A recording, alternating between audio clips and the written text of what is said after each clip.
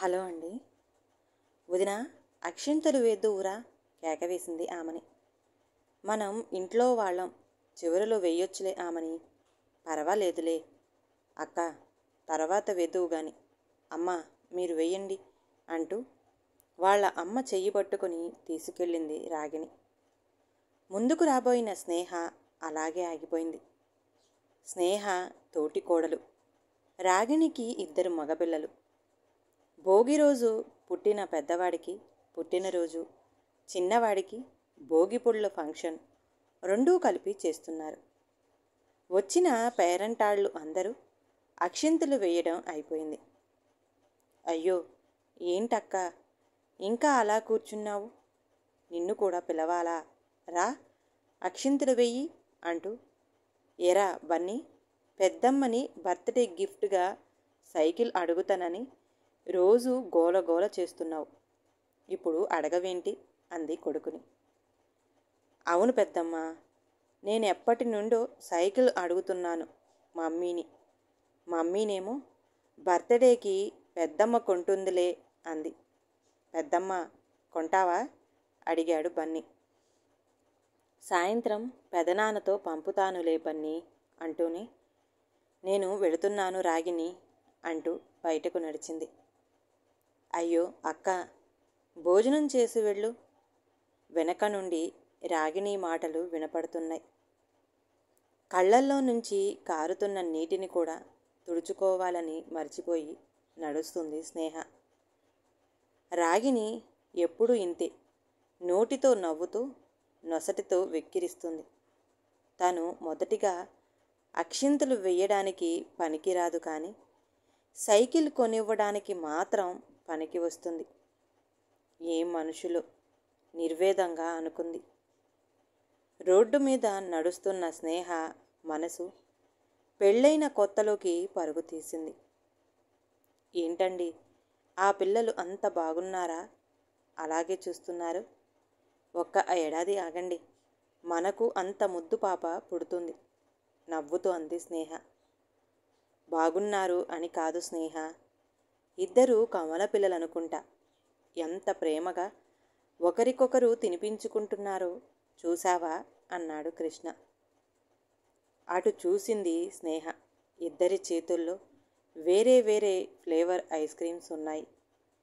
ఒకరికొకరు టేస్ట్ చూపించుకుంటూ నవ్వుకుంటున్నారు. నాకు అలాంటి కమల పిల్లలు కావాలి. వాళ్ళైతే ఎక్కువ ఎఫెక్షన్గా ఉంటారు. పిల్లలు కలిసి ఉంటే ఎంత సంతోషంగా ఉంటుందో అనుభవించే తల్లిదండ్రులకే తెలుసు. ఎందుకంటే మా నాన్నగారు, బాబాయ్ ఎప్పుడూ గొడవలే. దాని గురించి నాయనమ్మ ఎంత బాధపడేదో అన్నాడు కృష్ణ.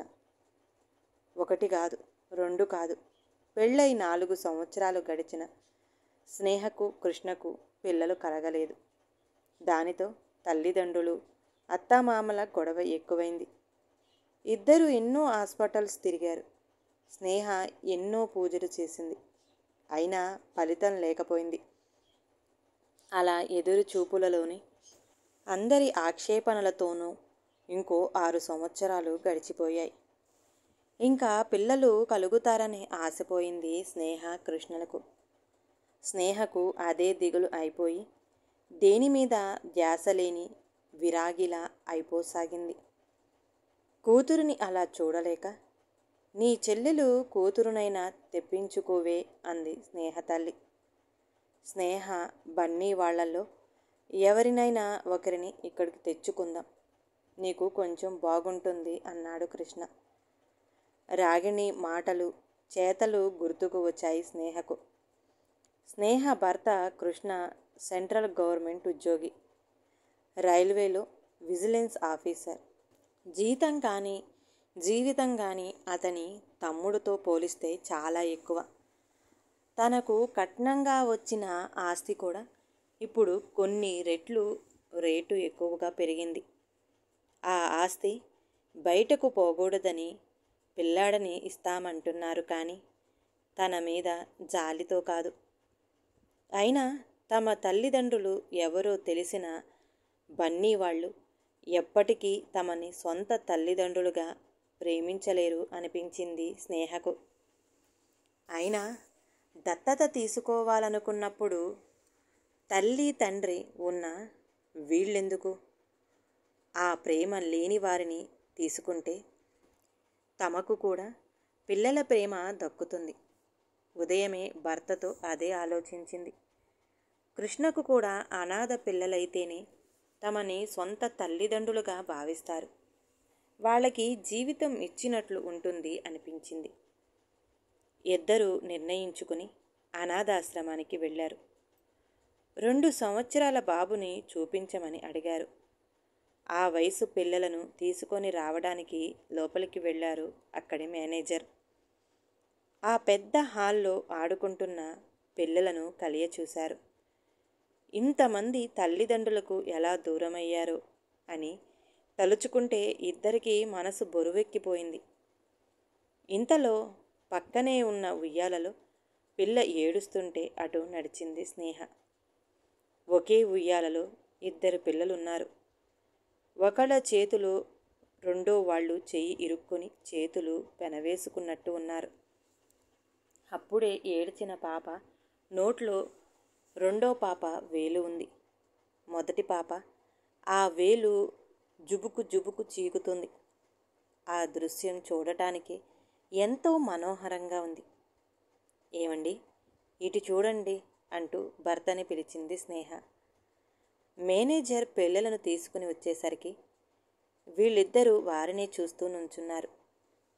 ఆ వచ్చిన పిల్లల్ని చూసినా వీళ్ళని వదలబుద్ధి కాలేదు. అప్పుడు మేనేజర్, 1 వారం క్రితమే గవర్నమెంట్ హాస్పిటల్లో వీళ్ళని కని వదిలి వెళ్ళిపోయింది వీళ్ళ తల్లి. ఎవరో పాపం అన్నాడు. వీళ్ళని తీసుకుందామండి, మీకు కమలలంటే ఇష్టం కదా అంది స్నేహ. చిన్నపిల్లలని పెంచడం కష్టమమ్మా. అదే కొంచెం పెద్ద పిల్లలైతే బాగుంటుంది. అందులోనూ వాళ్ళు కమలలు. ఇద్దరిని ఒకేసారి చూసుకోవడం కష్టమే అన్నాడు మేనేజర్. అయినా స్నేహ దంపతులు పిల్లల పెంపకంలోని మాధుర్యం మొత్తం అనుభవిస్తాం అని ఆ 7 రోజులు పిల్లలని తెచ్చుకున్నారు.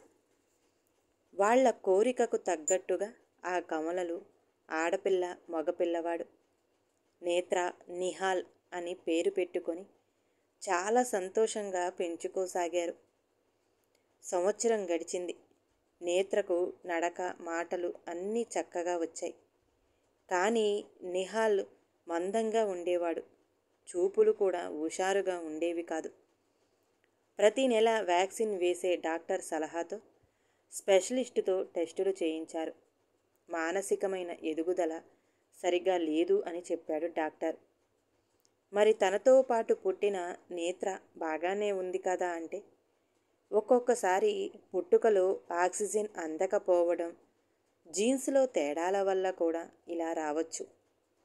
ఇద్దరూ ఇలాగే ఉండాలని రూలేం లేదు అన్నాడు డాక్టర్. తర్వాత పరిస్థితి ఏంటి అన్నారు ఇద్దరు. అది మీరు సహనంగా పెంచడంలో ఉంటుందండి. తనకి మొత్తం లేటే అవుతాయి. బుద్ధి సరిగ్గా ఎదగకపోవడం వల్ల అర్థం చేసుకునే గుణం కూడా తక్కువ ఉంటుంది. వీళ్ళ కోసం ప్రత్యేకంగా స్కూల్స్ ఉంటాయి. వాళ్ళు చెప్పిన విధంగా మనం పెంచగలిగితే వీళ్ళల్లో కూడా మార్పు తేవచ్చు అన్నాడు డాక్టర్. పిల్లల బర్త్డే వచ్చింది. అయినా వారిని అందరినీ పిలిచారు. స్నేహ దంపతులు రోడ్డు పక్కన పిల్లలను తెచ్చుకుంటే ఇంతే. మా బాగా అయ్యిందిలే, ఇంట్లో ముత్యాల్లాంటి పిల్లలను వదులుకుంటే ఇలాంటి మట్టిగెడ్డలే దొరుకుతాయి. ఆమని దగ్గర ఈసడింపుగా మాట్లాడుతున్న రాగిణి కంఠం కంగుమంటూ వినిపించింది స్నేహకు. ఇంకా కృష్ణ తల్లి, స్నేహ తల్లి అయితే సరే సరే, కడుపున పుట్టిన కొడుకైతే ఎటూ తప్పదు. ఎంతకాలమని వాడితో బాధపడతారు. జీవితాంతం ఉండే బాధ అది. ఎటు తిరిగి ఆశ్రమం నుండే తెచ్చారు కాబట్టి నేత్రను ఉంచుకొని వాడిని ఇచ్చేయండి అని గోల గోల చేయసాగారు. స్నేహ, కృష్ణ చాలా బాధపడ్డారు. నేత్ర అంత తెలివిగా మాటలు చెప్పలేకపోయినా తామిద్దరినీ చూడగానే విప్పారని నవ్వుతో ఆప్యాయంగా మొహమంతా ముద్దులు కురిపించే నేహాల్ను చూస్తే కన్న ప్రేమని మించిన ప్రేమ గుండెల్లో నుండి ఉప్పొంగింది ఇద్దరికి. ఒకరోజు స్నేహ వద్దకు వచ్చింది రాగిణి. ఆ సమయంలో నేహాల్ బాత్రూంకి వెళితే క్లీన్ చేస్తుంది స్నేహ. అయ్యో అక్క, ఇలాంటి వాడిని ఏదో తెలియక తెచ్చుకున్నారు. ఇప్పటికైనా మించిపోయింది లేదు. నేత్ర ఎటూ తిరిగి ఆడపిల్లే, పెళ్లి చేస్తే వెళ్ళిపోతుంది. వీడిని మళ్ళీ ఆశ్రమంలో పారేసి మన చిన్నుగాడిని తెచ్చుకో అక్క, వాడికి నువ్వంటే ఎంత ఇష్టమో అంది. రాగిణి, నువ్వు పైకి ఎలా మాట్లాడినా ఎవరేంటో నాకు బాగా తెలుసు. నీ బిడ్డలు నీకే అవుతారు కానీ నాకు కాదు. మంచో చెడో మేము ఇద్దరిని తెచ్చుకున్నాం. నేత్ర నేహాల్ని కలిసి బ్రతకమని ఆ దేవుడు కలిపి పుట్టించాడు. దానికి సాక్ష్యమే మేము ఇద్దరిని దత్తత తీసుకోవడం. నేహాల్కి సాధ్యమైనంత వరకు ట్రీట్మెంట్ ఇప్పిస్తాం. మేం సహనంగా అన్నీ నేర్పుకుంటాం. ముఖ్యంగా నేహాల్ను జీవితాంతం చూసుకునే శక్తివంతురాలిలా నేత్రను తయారు చేస్తాం అని స్థిరంగా చెప్పింది స్నేహ, ఇద్దరిని గుండెలకు హత్తుకుంటూ.